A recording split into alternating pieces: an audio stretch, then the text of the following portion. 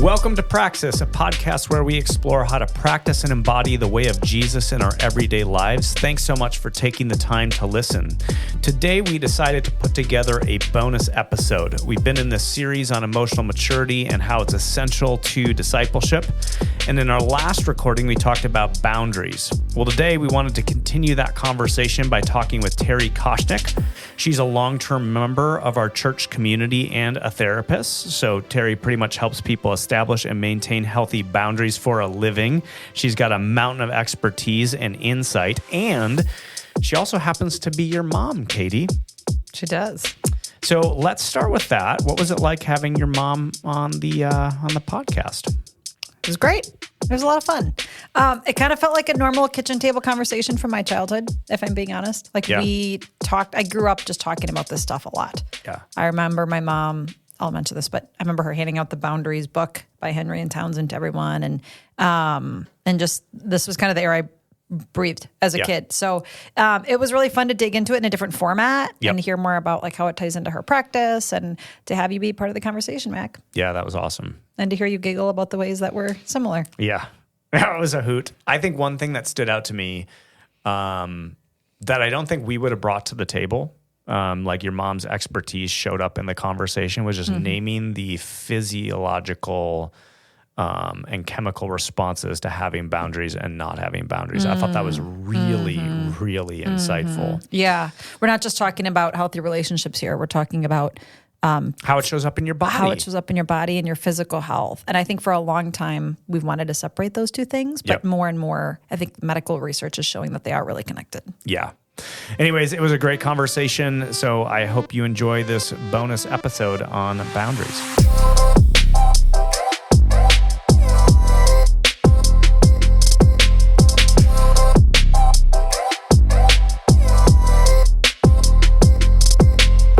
Hey everyone, my name is Katie. And I'm Mac. Welcome to Praxis. We're sitting here today with a special guest by the name of Terri Koschnick. And if you're thinking, wait, Terri Koschnick, isn't that your mom? Well, yes. Yes, it is my mom. And we're excited to have her here today. We're going to be talking about something that is near and dear to my mom's heart and has been a big part of her life and her professional practice as a therapist for a long time. And that's boundaries. We did an episode on boundaries last time, and Mac, you mentioned a book by the title Boundaries by Henry Cloud and John Townsend. And it's a very good resource. It's a great resource. And I remember my mom recommending that book to literally hundreds, if not thousands of people growing up and just talking about boundaries a lot. Like this was literally part of the everyday dialogue in our conversation. I made a joke recently that, you know how most kids start by saying like mama or dada as their first word? I'm pretty sure my first word was boundaries because that's how much we talked about it in our home. So in all seriousness, we're excited to have her here today. She's been a marriage and family therapist for about 30 years and has spent most of that time practicing here in Oconomowoc. I think she's had about 80 to 90% of this town in her office at some point in time. I can't tell you how many times people come up to me and say like, oh my gosh, your mom like helped me so much, changed my life, oftentimes with tears in their eyes. So I know she's helped a lot of people with her work. And today we're here talking about something that is especially near and dear to her heart. Welcome, Terri. Thank you. Yeah. I'm excited to be here. I'm excited to have you here. You have helped a ton of people. And one of the reasons why I'm excited, I've been anticipating this conversation for a while. And part of it is just to watch the two of you interact. Because you have so many similarities, you two kind of look alike. And when you both get amped up, I don't know if you are aware you do this, you both kind of do this like head bomb finger thing that has this rhythm to it to like emphasize a point. So I'm just excited to see. Sometimes it's two fingers if I'm really being serious. Yeah, if you're really doubling down, it becomes two fingers. You do it as well. I'm just excited to see the two of you interact. You have so many similarities, but you're also very different. So I thought just to kind of like maybe a playful starter here, why don't you share some ways you're very, very different from each other? I'll let you start with that one. How we are different is Katie thinks before she speaks. I am pretty impulsive and spontaneous, and I will speak just right off the cuff, whatever I'm thinking. It could be called verbal processing out loud. And Katie knows I'm highly impulsive and I say whatever I think without a filter, where Katie, I really think is more like Randy, my husband, where she thinks before she speaks. She'll process what she's thinking and then speak. And then communicate. And then speak what she has already filtered is probably appropriate. Terry doesn't often do that, and it gets me in trouble. Would you agree, Katie? Sometimes I do that. Sometimes I don't think before I speak, but that is a pretty good one. What would you say? So, I know I am fairly extroverted and do a lot of social activities, but my mom takes that and like times it by 10. Yes. So I think compared to my mom, I'm actually like maybe kind of an introvert where I need some time at home. That is crazy to me. Why? Because typically when we check in during the week, I hear what you did over the weekend, and it's enough social activity that I would need to take at least 10 naps. Yeah. And I would say, Katie, that you probably seem like you're not doing as much, right? Compared to maybe what I'm doing or yeah, you just like to pack every minute of every day with and fun. It's always with fun. Yep. It's always with fun. But that's because I'm a 7 on the Enneagram. Yes. Sevens can never have enough fun. Yes. So I'm excited because this feels fun to me right now. Yeah. This is a I am fun having event. fun. We're having fun. And I'm achieving, and I'm a 3, so we're all getting good. What we need. Well, speaking of achieving, and having fun, let's get into this. You kind of took the wind out of my sails, Katie. I know I did. Because I was going to introduce this topic we're going to cover today, and you already did. But in fairness, I asked your permission. There we go. So we're in this series on emotional maturity and how it's essential to discipleship. If you want to grow as a follower of Jesus, you'll also need to grow your emotional maturity. Last episode, we just introduced this entire topic of boundaries, and we covered a lot of stuff. We talked about what boundaries are. A boundary is a space or a limit between you and another person that defines where you end and the other person begins. We talked about a bunch of different kinds of boundaries. Emotional boundaries, physical boundaries. Conversational. All of that. We talked about what boundaries aren't. There's a lot of myths or confusion what boundaries are. I think the most common one I encounter is that boundaries are selfish. And so we tried to unpack how that's not actually the case. And then we talked about how to discern boundaries. And one of the things we really are committed to in this podcast is going back to Jesus and seeing how he embodied the things we're talking about. And Jesus did not live a boundaryless life. And at the end of the episode, we just kind of felt like, man, there's a lot more we could say about this. And I know this is something that we all have to deal with in our everyday lives. There's lots of boundaries to navigate, and maybe we should go a little bit further. And so today, Terri, we invited you on because you basically help people with boundaries. It's like your professional skill set. And we collaborated on the front end to name 5 reasons why boundaries are important. So that's what we want to talk about today. Here are 5 reasons why boundaries are really important in life. So, Terri, why don't you kick us off and share reason number 1? I'd be happy to do that. Thanks, Mac. And I did listen to that last podcast on boundaries, and I want to say it was excellent and packed a lot of information. So if you haven't listened to the last podcast on boundaries, I really encourage you to listen to that because it was... Maybe now when you recommend that book to people, you can sort of pair it with the podcast episode. I will tell them to definitely listen to the podcast. It was excellent and covered a lot of information. So thank you for that. Thank you. And today we're going to be talking about boundaries and to encourage honesty in relationships. And the first point that I want to talk about is protecting against operating with unspoken assumptions. So this gave me pause to think about what this actually means. It's really about if you're interacting with someone, a lot of people do this, I find, in my practice. They have narratives in their head that they believe about boundaries or about a situation, and they act as if it's true.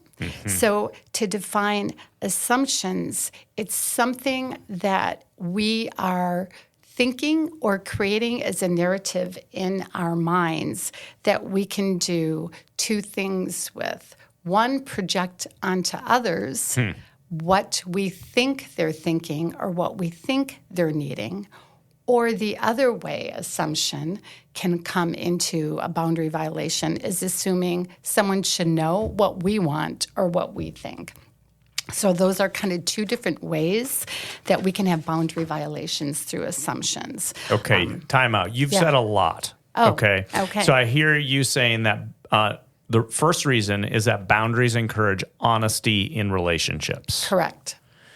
And part of this honesty is being clear about our expectations and perhaps having clarity about other people's expectations, right? Correct. But how would you do that unless you actually ask and communicate? So we're talking about what I think is two different things. Yep. Assumptions are in our head, right? They're thoughts that we have and we project onto someone.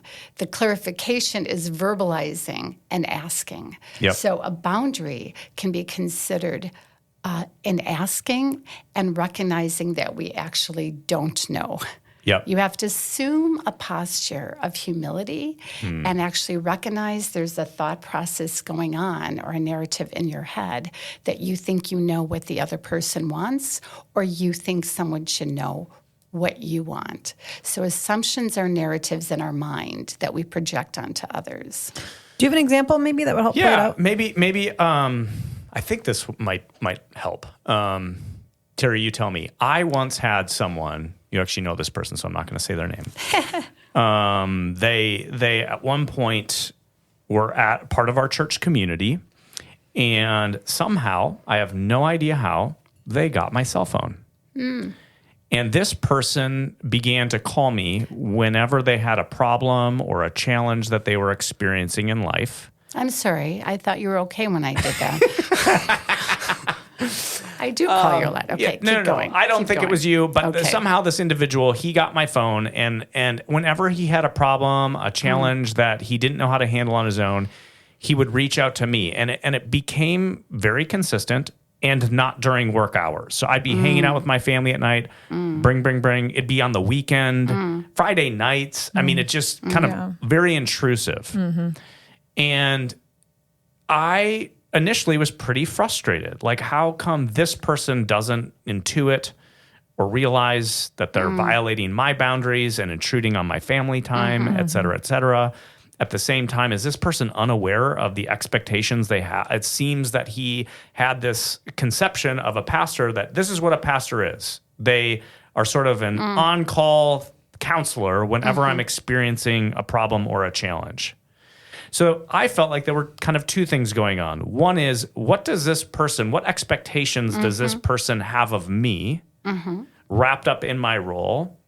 And why am I have I communicated my boundaries? In other words, it'd be great if this individual could just intuit those boundaries and knock it off, but perhaps I need to be clearer about here's what I can do for you, here's what I can't do for you, here's when I'm available, here's when I'm not going to be available, et cetera. Yeah. And so that's what I had to do. I kind of, next time there was a moment, of course I didn't want to blow him off to make him feel like I don't care about you. But next time I just kind of delayed my response. I waited till work hours. I called and said, hey, I saw you reached out, had a conversation. Hey, it seems like you're calling a lot at different times. It seems like I'm noticing these kinds of expectations. What are your expectations of me? I really want to care and support you. However, here's when I can do that. Yeah, that's good. And if it goes beyond what I can do, you might need something more than I can provide. But here's what I can do, and here's when I'm going to be available to you. Does that kind of get at it a little bit? And that's a really good example, Mac, I think on two levels. One, that person was assuming you should be available to them 24/7 because you're the pastor. So the assumption would be pastor should be available at all times, and I'm going to act on that. But one thing when you were speaking is I heard an assumption on your part was people should just know what the boundaries are. So you have two people interacting with assumptions, and you eventually got around to clarifying, here are my boundaries. But I could hear in that conversation in your mind, how can someone not know? They should know. Yes. This is my private time, and they should know that. So the assumption can be in the parties interacting and communicating. We always project our thought process onto the other person. So he's projecting his onto yours. A pastor should be available 24/7 to me, no matter what's going on. Yep. And yours is people should really know this. Yep. Like I'm not available 24/7. Yep. So that takes a conversation to clarify expectations around that. Yep. And I was going to share, I was kind of thinking about, do I want to share this? But yes, I am going to share this. It's a situation I have going on right now on a personal level of boundaries, that after 40 years of Grandma Cece, my mother-in-law, hosting Christmas, she can no longer do it. Oh. So the 3 sisters, 1 sister and the 2 sister-in-laws and my mother-in-law, all have to come to a conclusion of what do we do next. And it's been a nightmare, okay? Right, Katie? Like a nightmare because we all operate under assumptions. Yeah. We're all operating under assumptions, and it's caused me to pause and say, how are each one of my sisters and my mother-in-law operating under assumptions? Because it's gotten very tangled, right? Katie can kind of know the players here. And I love everybody. We all get along. So I want to just clarify these are healthy family members. But even in healthy families, there are assumptions and boundary violation. My mother-in-law loves everybody and just wants to get along and wants everybody to be happy. So she assumes she knows what everybody wants. Yep. And interjects, here's what's going to happen. But it's all based on her assumptions that she knows what's best and she's going to do everybody. what's best for everybody. Right. Thank you, Grandma Cece. We love that about you. Yeah. My other sister-in-law is quiet, and her assumption is, I don't really get a voice. I'll just do whatever, and it's really not about me. And I assume that I just really don't have a say. And then my other sister-in-law, who I love, who could be listening, and it's okay if she is, assumes that everybody thinks like her. If I want this, why wouldn't everybody want this? If I think it's this way, why wouldn't everybody want it this way?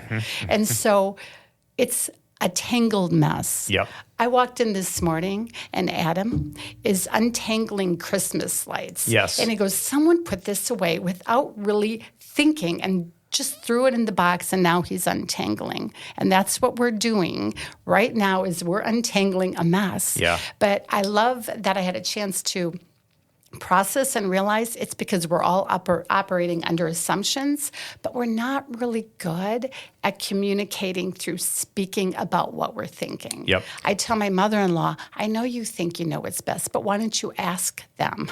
If that's what's best. Yeah, just ask, what do you want? What works for you? Yep. And then the other sister-in-law who thinks she doesn't have a voice, they say, well, what do you want? Yeah. You have a right to speak what you think and what you feel.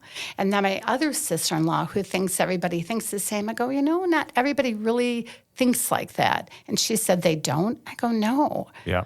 And she has a hard time recognizing differentiation. And differentiation is a word that means understanding people have different thoughts Yep. and different feelings than you do, and not everybody blends together. So let's just say we're unraveling the Christmas lights. Yeah, and going back to your first point, which is that boundaries promote honesty in relationships. That's what we're doing is we're moving towards honesty by getting awareness around our assumptions and then learning how to communicate that to one another with respect.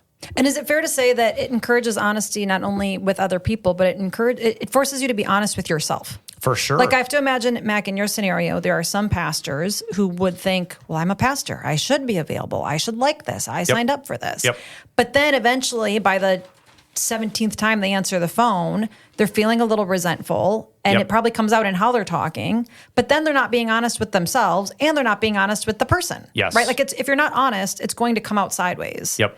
And so I think it's important to start by being honest with yourself and going, this is not okay, and then being able to communicate that to the other person. Yeah. And I think if you're on the receiving end of, let's say, a boundary trespass, that irritation that you might have towards someone is often an indicator that maybe I haven't communicated what I need to. Yeah, right. That's a good point. That's like a catch for me. Like a good practice for me is to go, if I find myself irritated with someone else because they're demanding something of me or wanting something of me, that's a little like self-awareness check to go, oh, they're maybe trespassing on a boundary, but I maybe haven't communicated it. Yeah. Right? Yep. It's always about the communication. Yes. Right? In the assumptions, you think you know what's best for somebody, and then you act on that. But that's actually a boundary violation. If you act on what you think is best, but you actually haven't clarified with them, what do you think is best? Yeah. And I think it's hard.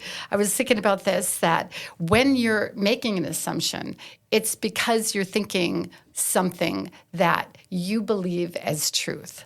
And it could be, I don't have a right to my opinion, or I should do what other people want me to do.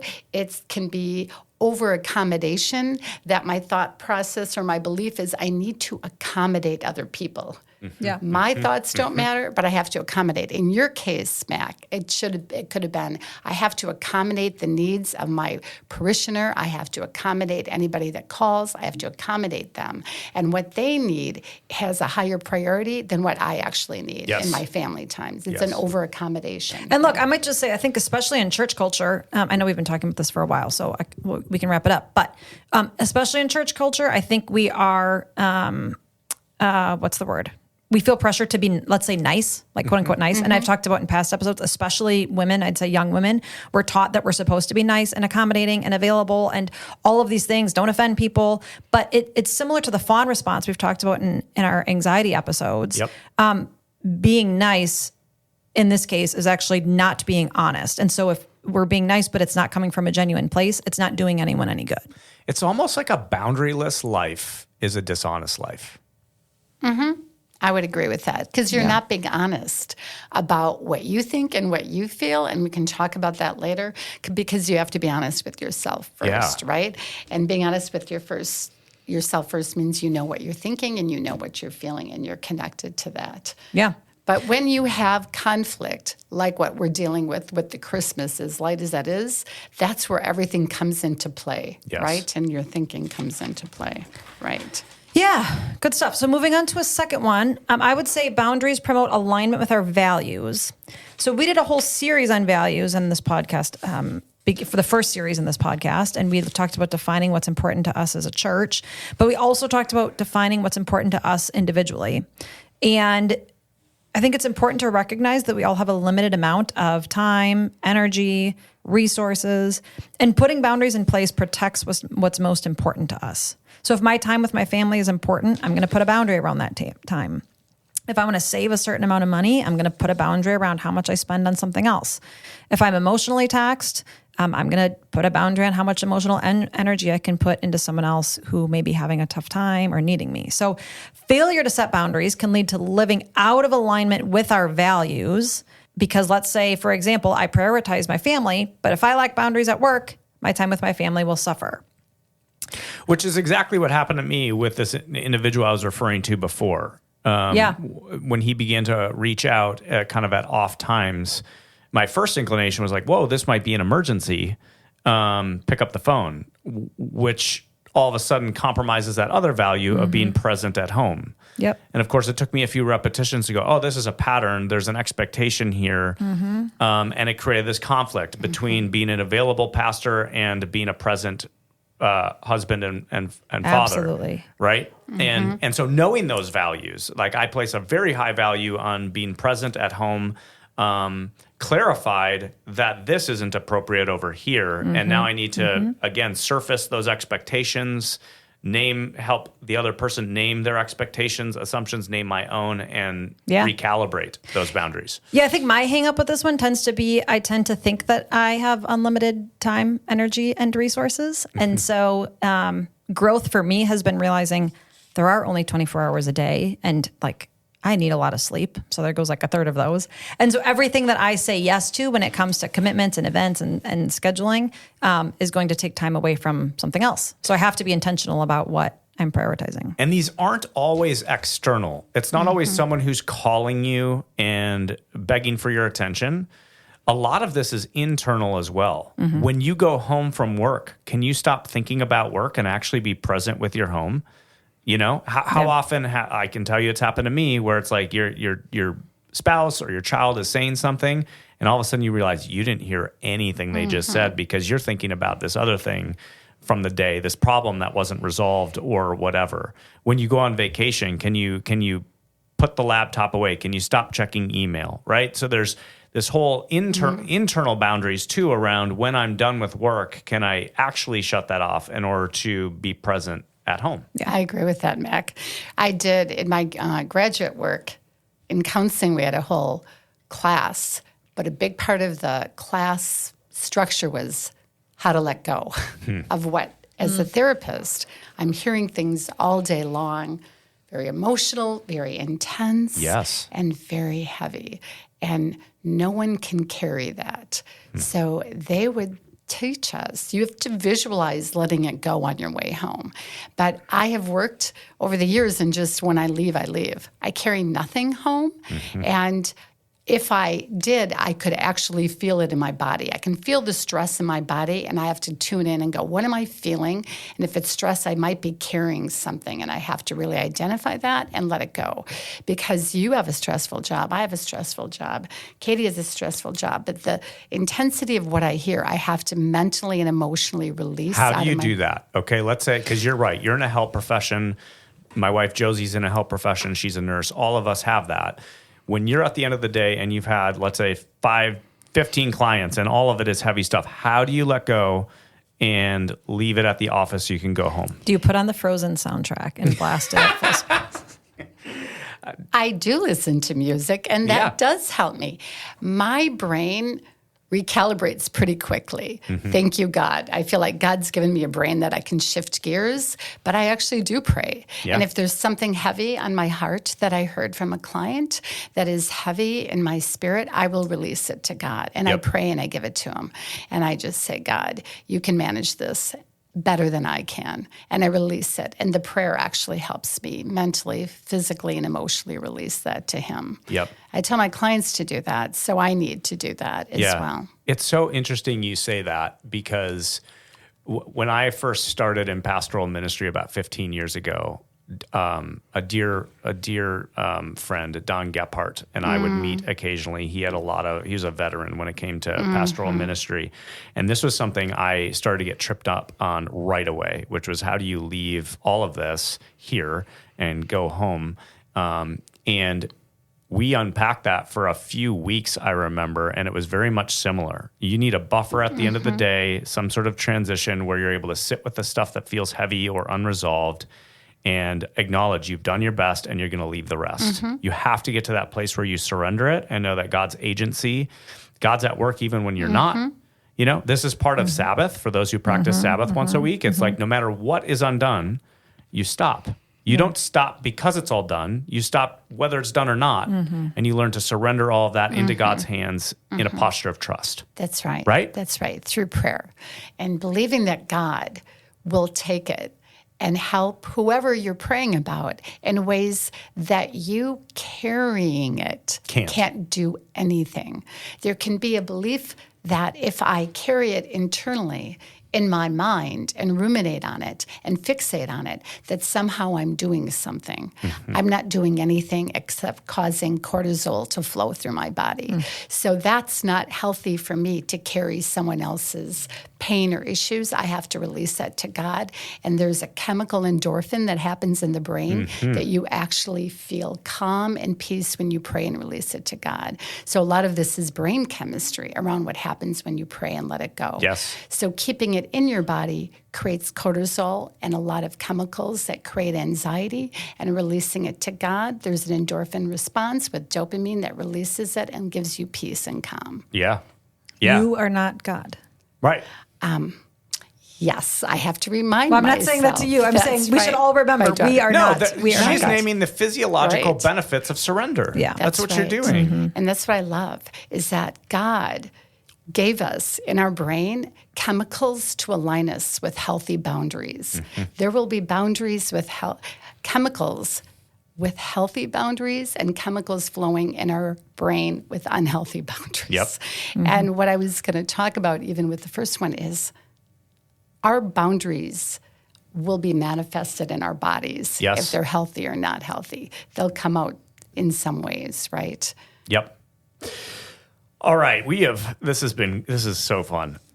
So number one, 5 reasons why boundaries are important. Number one, boundaries encourage honesty in relationships. Number 2, the second one, Katie, you named boundaries promote alignment with our values, which obviously presupposes you know what your values are.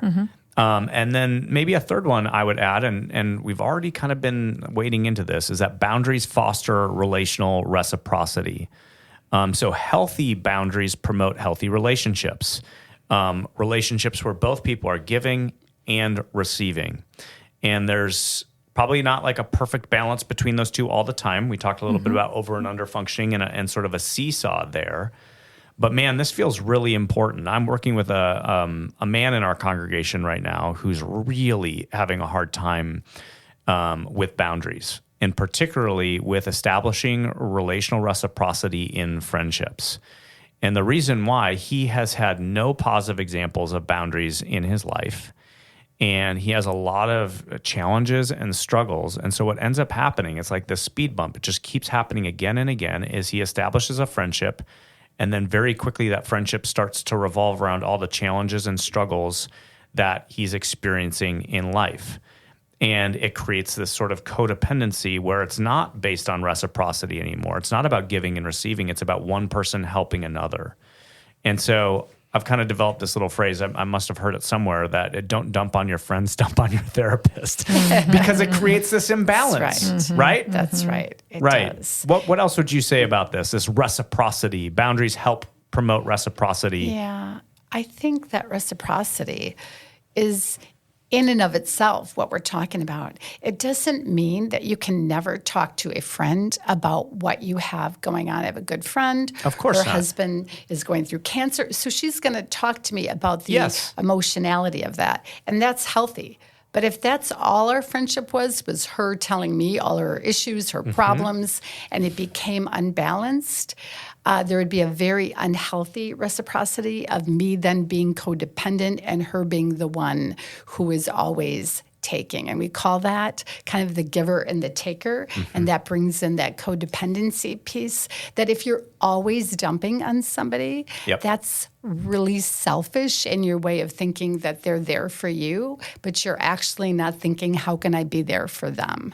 And that's the unhealthiness. Yeah, and that's an important caveat, because I think it is really a really important component of relationships to be vulnerable and to lean on your friends for support.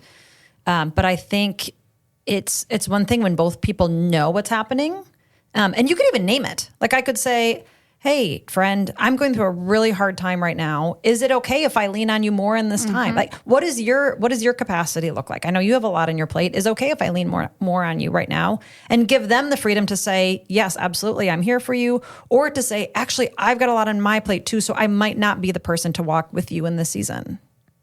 Yeah, so you're going back to the value around communication. I mean, communication is such an important piece here, where we're asking, hey, here's what I need. Is that something you can actually provide for me? And not only can you, but then are you willing to? And that's a good point, because with this person, my good friend, I'm really busy, as Katie knows. I'm busy. But my friend needs me. So it's my responsibility to carve out time for her. She's not going to be one to catch me just on the run, because I don't have a lot of margins. But then I feel it's my responsibility to make time for her. And I will call her and say, hey, can we go to lunch? And I will define the time and make sure I'm making time. And she knows that I may not be available 24/7, because I'm not, but she knows I will make time to process what she's going through emotionally. So there's a responsibility on both ends, the giver and the receiver. So you want to be responsible as a friend to make sure you have the availability to give or to ask for what you need, but also that person receiving has to also carve out the time to make sure that they want to be there and are there for giving emotionally what that person is needing. And this all happens kind of unconsciously. It's just like this give and take.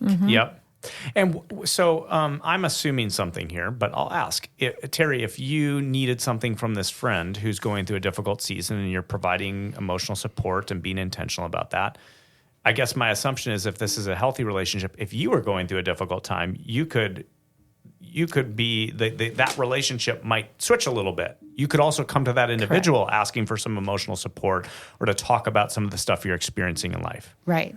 Yeah, this friend is really healthy, and I can think of times in my life where I was going through something difficult, and she was always there for me emotionally. So it's the reciprocity of she was there for me, and I'm there for her, and we take turns being there for each other. But it's not one-sided, and that's really what you're talking about. You can't really have a healthy one-sided relationship because that ends up breeding a lot of resentment. My clients talk about that. They have friends or spouses it's very one-sided, and that breeds a lot of internal resentment that you start shutting off to that person then. Yes. You emotionally shut off because it feels so one-sided. Yeah, it feels like there's probably some work to do. For me and maybe our listeners to just do a look at all of their relationships and say, okay, are these based on reciprocity? Or am I the giver? Am I putting in all the work? Am I the one who's holding this together? You know what I mean? Well, it's interesting you say that, Mac, because there's an author, Ross Rosenberg, who actually wrote a book called The Human Magnet Syndrome. And his belief, and I believe he's right, is there's a continuum of starts at 0, you go plus 1, 2, 3, 4, 5, and then negative 1, 2, 3, 4, 5. And you're either a giver or a taker, kind of by nature. Yeah. And it's okay to go within the realm of the plus 1 or plus 2, negative 1, negative 2. The negatives being more the givers, the plus being more the takers. And if you look at relationships, especially in marriage, there is more of a giver and maybe a taker, but it's within the range of normal, and there's reciprocity in it. Yep. We'll go into this later, but he'll say the extremes of the plus 5 are the narcissists, and the negative 5s are the codependents. Yep. Okay. Yep. So we're always talking about a balance, but there is maybe a little bit of a giver in a relationship and a little bit of a taker. And Katie, we probably know, and your mom and dad, who the giver is, who the taker is.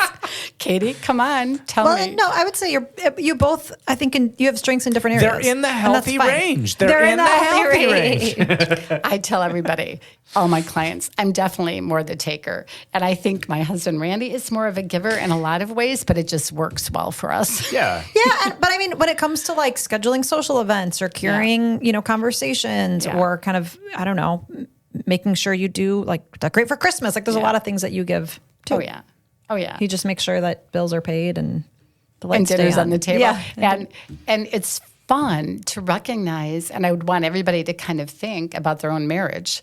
Am I more the giver or the taker? Who in my marriage, my spouse, is more giving? And like you named, Katie, there are different areas. Yeah. But Ross Rosenberg says the human magnet syndrome is, and we'll get into this, codependents are attracted to narcissists and narcissists to codependents, because who else would tolerate that? For sure. Well, let's get into it, because this fourth reason feels really pertinent right now. And so it's boundaries protect us from relational toxicity. So Terri, fill that in for us. This is a big one. This is a lot. This is a lot. And this is really what I deal with a lot in my practice is with women.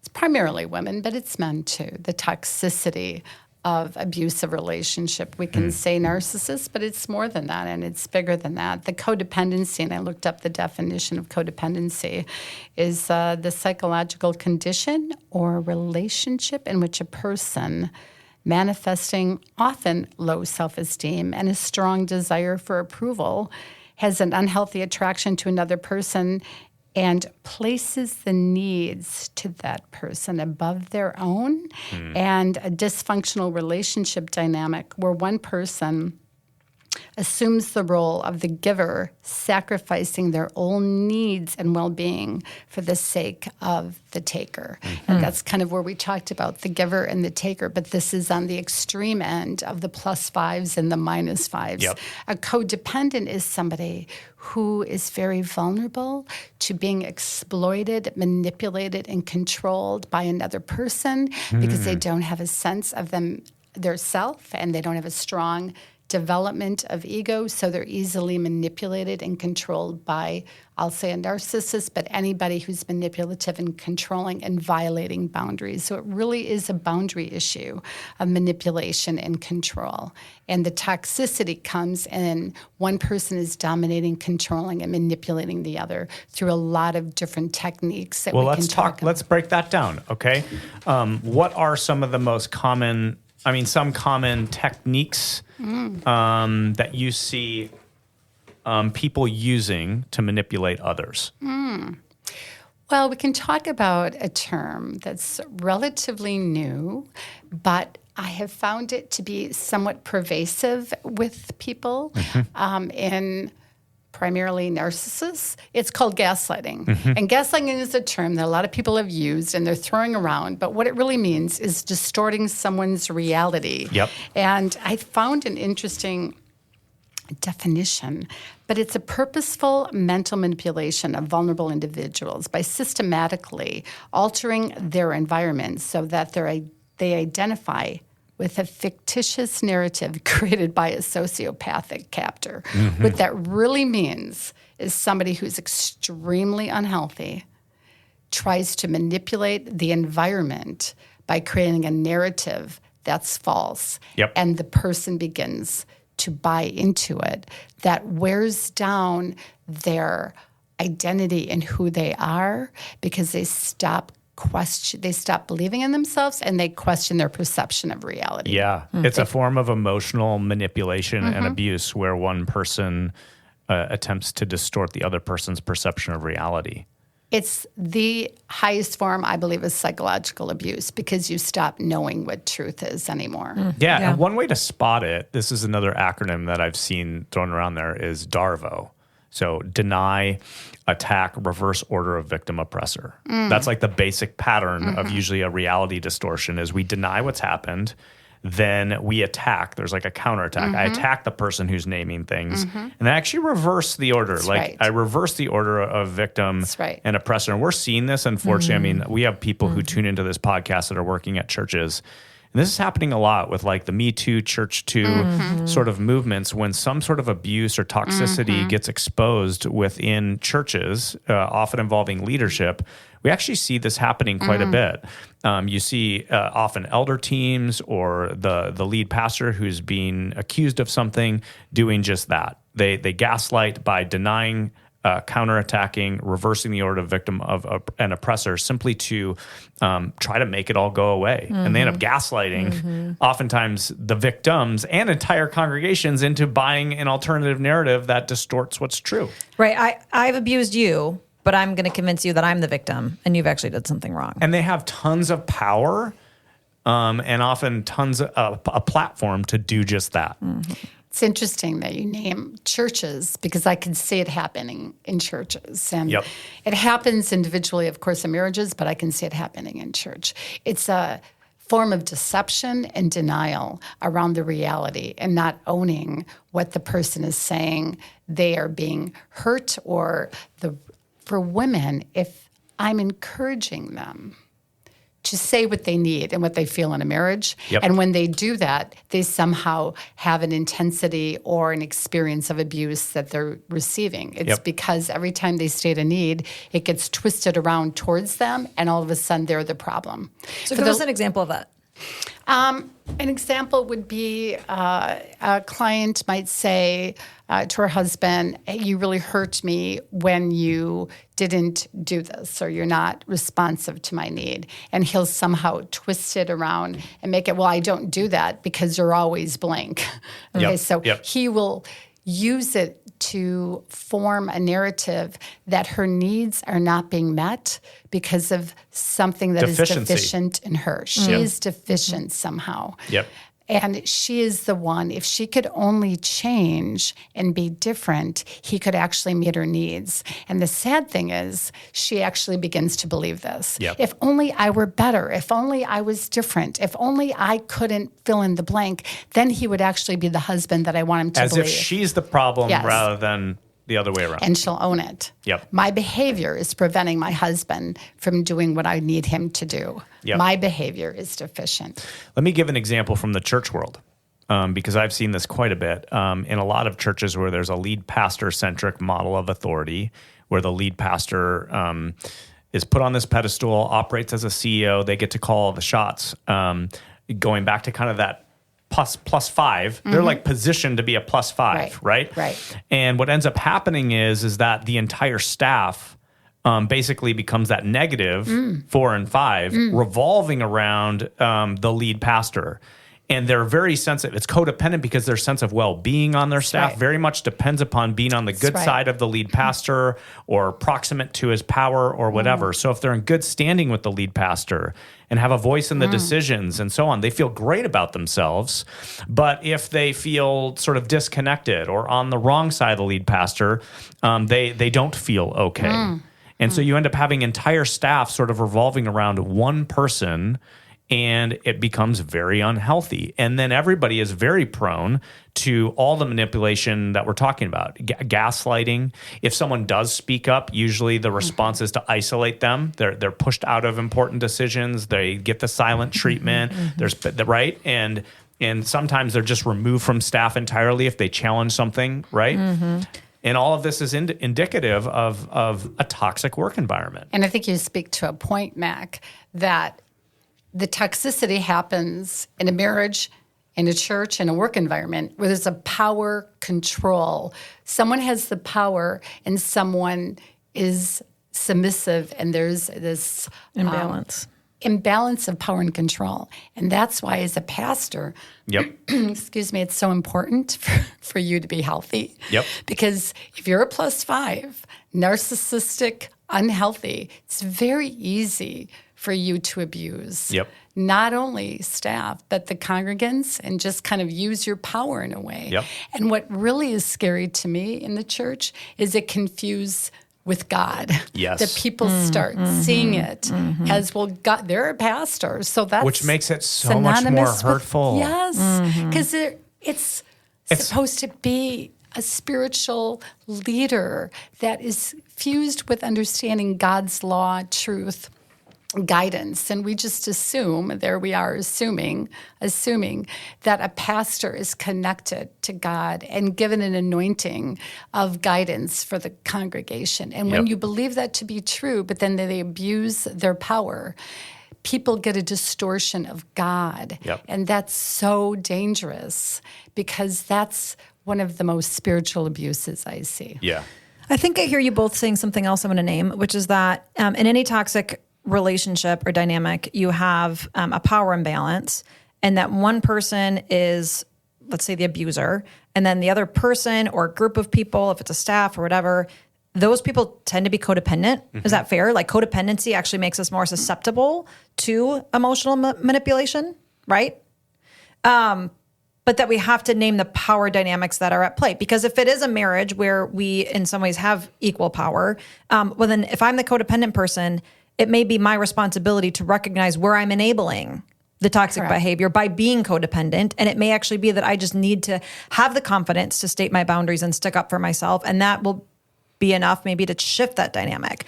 But if it's a supervisory relationship, or if you're my pastor and I'm a congregant, there's a power dynamic there that may not actually make it safe for me to speak up, or I may experience repercussions for speaking up, and that changes things. And here's the thing is, most people don't start in a toxic relationship right off the get-go with their eyes wide open.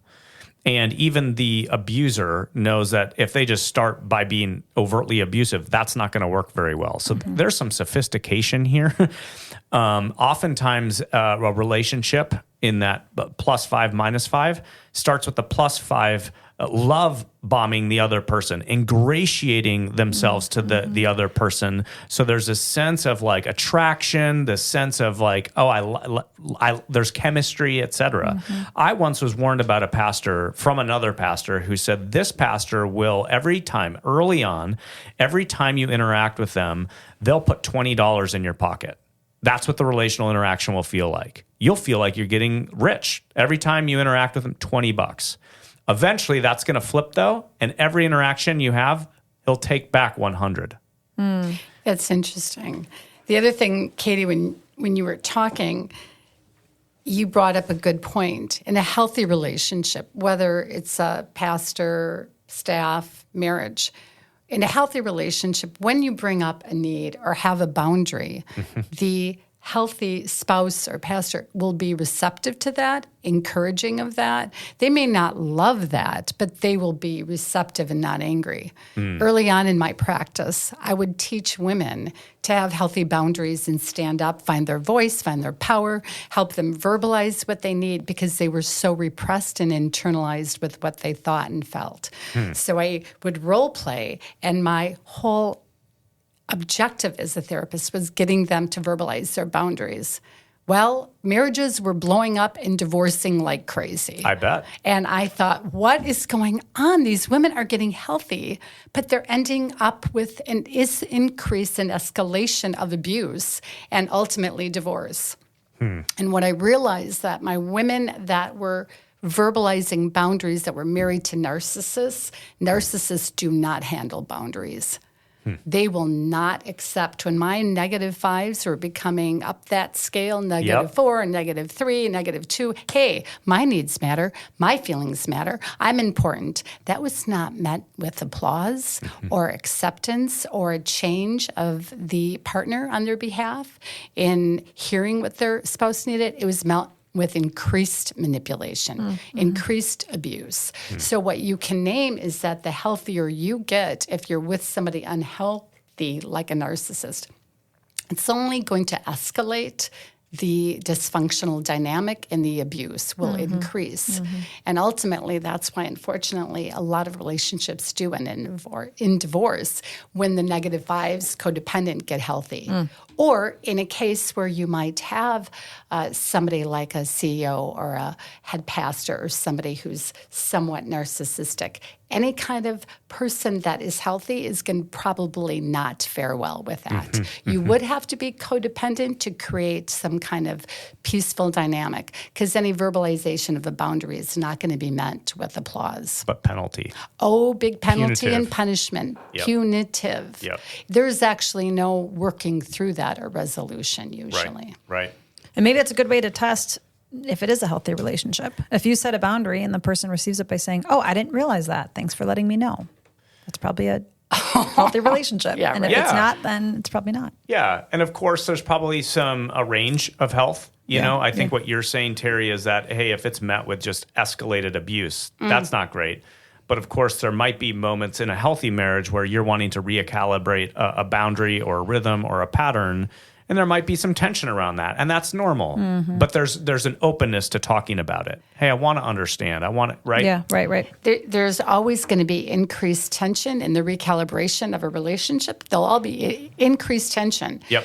But if it's an escalated of the abuse tactic in manipulation, gaslighting, silent treatment, then we're looking at probably somebody pretty unhealthy. Yes.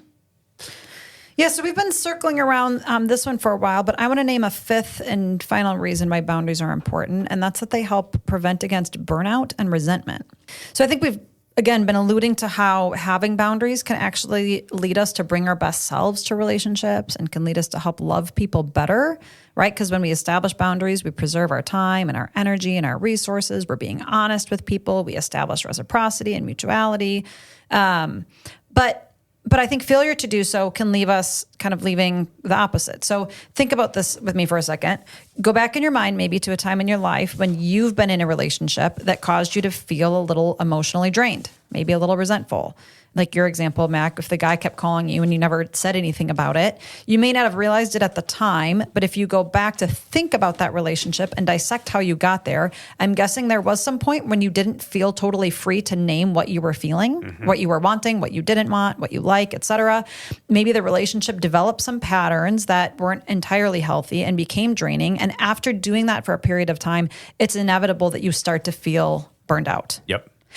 And now tell me, how would that relationship have looked different to you if you did have the freedom to name exactly how you were feeling? Yeah, I mean, burnout happens because I'm trying to do too much, and then the resentment comes because, well, now every demand I'm sort of loathing that, right? Right.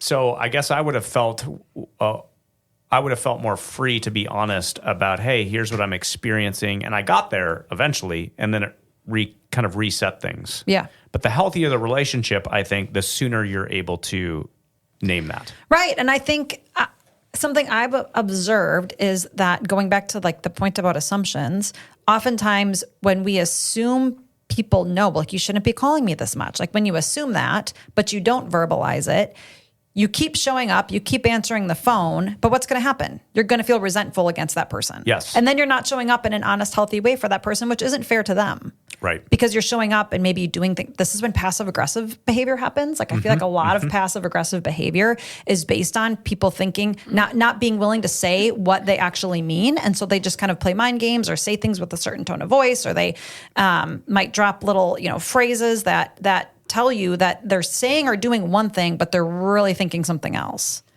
I agree with that. I love, and maybe you talked about this in another podcast, but let your yes be yes and your no be no. Yes. As a biblical kind of way of staying healthy. A lot of women primarily will say yes when they actually mean no. And they'll say yes because in their brains, the narrative is, a good Christian says yes to everything, or I should accommodate other people's needs, or I have an expectation for myself that I'm compliant and I'm nice and I'm accommodating. And this doesn't fit with the narrative of who I believe my identity to be if I say no. Yep. Right. So it's really the passive aggressive behavior will come out and I say yes to everything, but I begin to get very resentful and angry, and that resentment and anger will come out sideways, but the unhealthy part could be, it'll probably come out within my own body. I'll get depressed. I'll get anxious. I'll get a headache. I will manifest the physical. My eye might start twitching. I might, yes. My eye twitches. My eye twitching. No. Yeah. No, is it? I'm teasing. No. So right. So let's play this out. Let's say, for example, Mom, you've had 20 clients today, really heavy, and you, it's the last day of the month, so you have to get all your paperwork done, hypothetically speaking. And let's say I call you tonight and say, I really don't have time to make dinner, and I would love a home-cooked meal, and I would love some dessert. Like I just am really craving some chocolate chip cookies, but not like the store-bought ones, like your chocolate chip cookies. And I'd love to bring my kids and my husband, but they're not going to eat what I want to eat. Like, okay, we can play this out. And you feel like, okay, well, Katie needs this. I should do it. I come over. How are you going to treat me in that scenario? And then how is that going to play out for you? Okay. So how does it play out when that happens? You know me. And you probably wouldn't do that. No, I actually wouldn't cook dinner. No. That would not be me. First of all, you know me well enough. You would not ask Randy me to do and it. say, I would "Get to it." Call your dad. I'd call the giver and say, hey, she needs dinner. Could you make it and take it over? Yeah. But probably you would know that you'd come over and I would be a little short or kind of crabby. But this is an often scenario in my life that I overcommit. I'm a huge overcommitter to a lot of things. And then I get kind of tense and kind of overwhelmed and kind of resentful. But then I keep going through and plowing through it. But I'll do it with, so this is my day. She just described my day. To be fair, I actually use that example because I feel like if I did say that, you are someone who would say like, oh no, I'm not able to do that. I'm not able to make dinner in a positive way. Yeah. Okay. I used you because I don't see that as a realistic example. I think you're this actually is where good at I'm saying. having lots of fun observing. But let me just say, you name something that I would feel really okay saying no to. Yeah. And that would be dinner. Right. But because I am a 7 and I love fun, I've actually said after a really crazy day of podcast clients, paperwork, and several other things, yes to an event with my friends to go see Margot Fiesler and go to dinner after a day of like 8 hours of grueling. So you've done this. Okay, so it is happening. So know yourself. It's actually happening in real time. I would say no in a millisecond to making dinner for anybody because it's not my gift. But if I love fun, which I do, I'll overtax in a way that my boundaries will be worn down because I'll anticipate anything fun being worthwhile. But at the end of the day, I'll be exhausted. Margot is pretty fun. Okay, Margot's really fun, and being with my friends is fun, but how much can you actually realistically do in a day? Yes. My hardest thing to say no to, and I'm going to ask your audience, what's the hardest thing to say no to? Know yourself, because the hardest thing I have to say no to is anything I perceive as potentially fun. What would be the hardest thing you'd have to say no to, Katie? Well, I'll think about that. But in your defense, what I was going to say is I've never experienced you to be passive aggressive. Really? So I think, Thank you for saying that. yeah, well, I hear you saying two Just things. aggressive. There may be some wouldn't say truth to just that. aggressive. But I think I hear you saying two things. And that's if we don't set boundaries and we do lots of things that we don't want to do, it'll come out one of two ways, maybe both. One, it'll come out sideways in relationships in terms of like passive aggressive behavior or whatever. Two, it'll come out in your body. It comes out. It comes out somehow. Yes, right. It will come out somewhere. But what do you have a hard time saying no to, Katie? Similar to you, I have a hard time saying no to plans. Me too. Yeah. So much fun. What about you, Mac? That's interesting. I have a lot of rhythms and sort of habits. I'm fairly routinized around my priorities.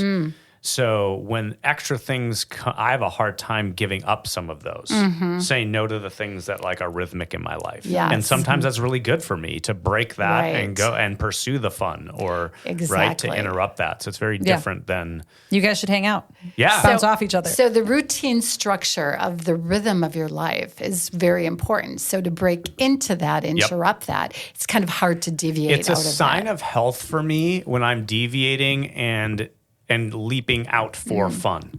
Like Oh, that's a okay. good sign for me. So Okay. I actually have Enneagram 7s in my life that I know will pull me towards health. Okay, Yeah. good. Yeah. So I guess what we're talking about is what's hard to say no to? For me, fun. For you, kind of your structure and your rhythm and your routine of life. And for you, Katie, just plans, right? Because you probably grew up with me altering anything. Pulling to her just into go do fun it. things Oh, yeah. every moment. Every moment. Did you? All the fun. Yeah, Oh, alter- yeah, absolutely. Okay, thank you.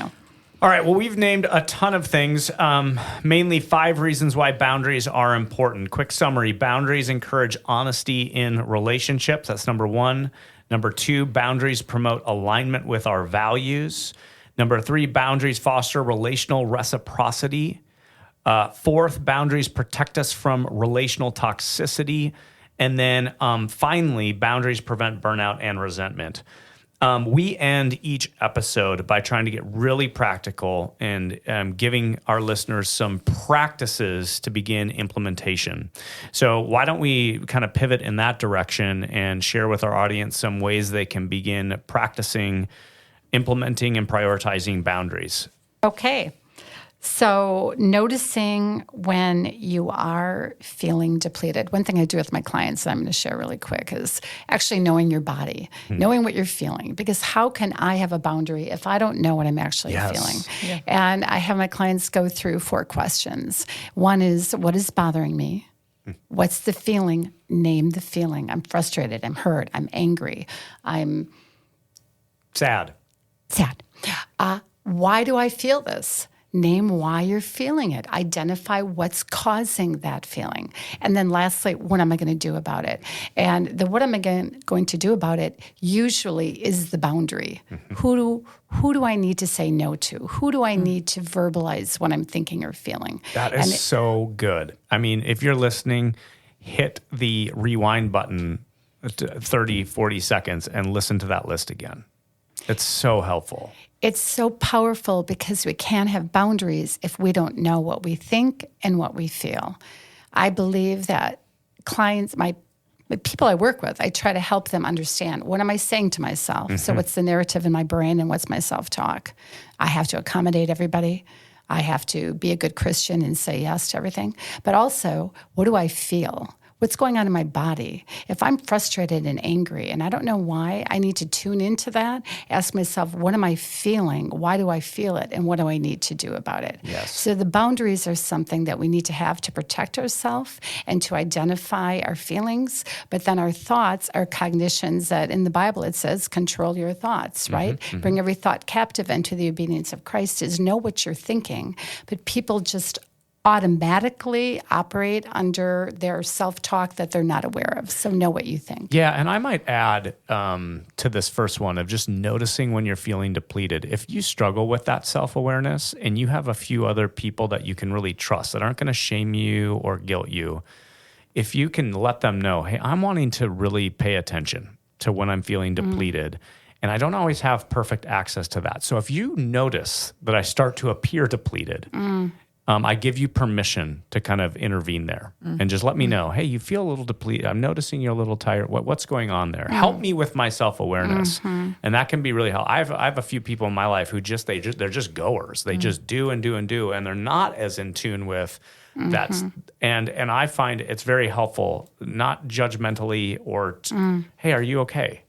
And it kind of prompts them to do a little bit of that self-reflection. I agree with that. Having people in our life that are truth tellers is important. What I have my clients do that's really important and really good is to journal. What happens when you journal, when you write, you tap into a deeper part in your brain that connects to the emotional side of your brain rather than verbalizing and processing. So I say write. Yeah. Write the 4 questions. What's bothering me? What do I feel? Why do I feel it? And what am I going to do about it? Writing pulls up so much more than verbally processing. Verbal processing is in the prefrontal cortex, but when you're writing, you're tapping into a deeper emotional part of your brain. Oh, that's great. Verbal, just write it out. Keep a journal.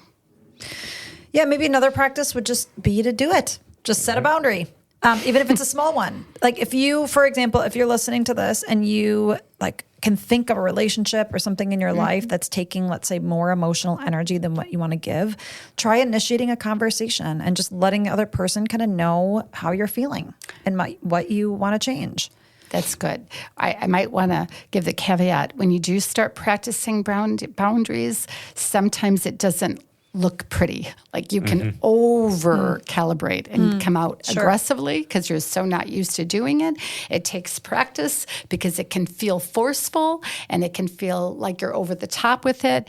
And also the person receiving it may not know what to do with it. So don't judge your boundary practice with how you feel and how the person is receiving it. And I can imagine it can feel awkward. Yeah. Awkward. If you're not used to it. Awkward. Yeah, so be kind to yourself. Right. As you're trying to figure this out, be kind to yourself and kind to others. This is hard work. Hard work. And when we kind of come down on ourselves or others with judgment and sort of an aggression or an intensity, it can really detract from those small steps towards health. Be very gentle with yourself. Yeah.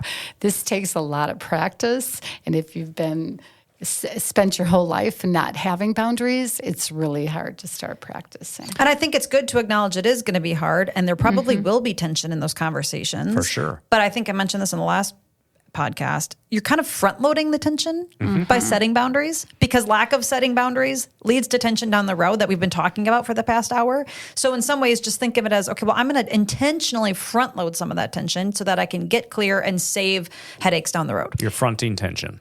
And fronting tension, I believe you're saying you're going to be anxious. Yes. Fronting tension means you're going to have anxiety about doing something different, and verbalizing something you need or feel, if you're not used to that, is going to create anxiety.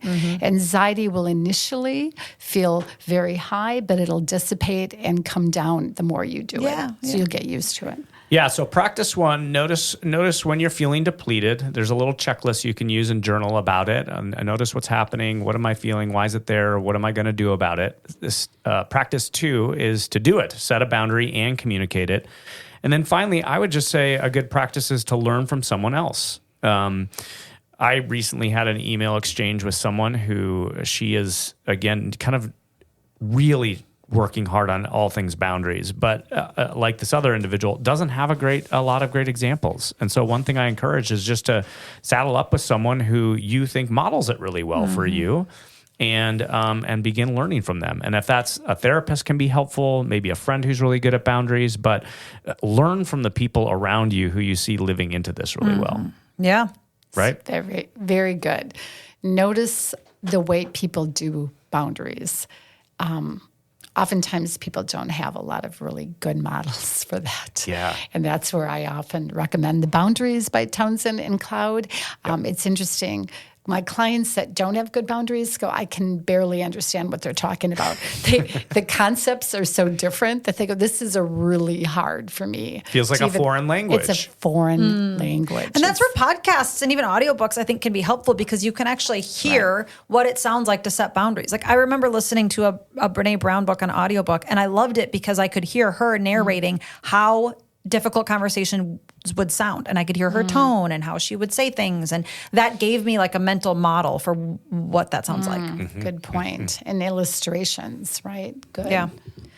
Well, you guys, I think that wraps up our conversation today. As a reminder, this was our second episode we spent discussing boundaries, and today we looked at 5 reasons why boundaries are important. We talked about how they serve an important role in our relationships by protecting what's important to us.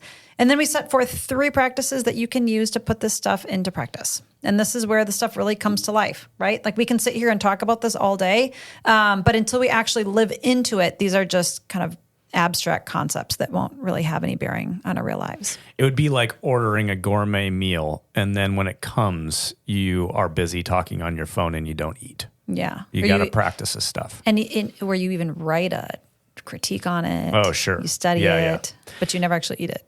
Well, thanks for joining us today. We hope you enjoyed the episode. Next time, I'm so pumped for this. We're going to start a new series on church health. And so buckle up. We're going to have a lot of fun. Praxis is recorded and produced at Crosspoint Community Church. You can find out more about the show and our church at crosspointwi.com. If you have any questions, comments, or have any suggestions for future topics, feel free to send us an email. Also, if you enjoy the show, consider leaving a review. And if you haven't already, be sure to subscribe wherever you get your podcasts.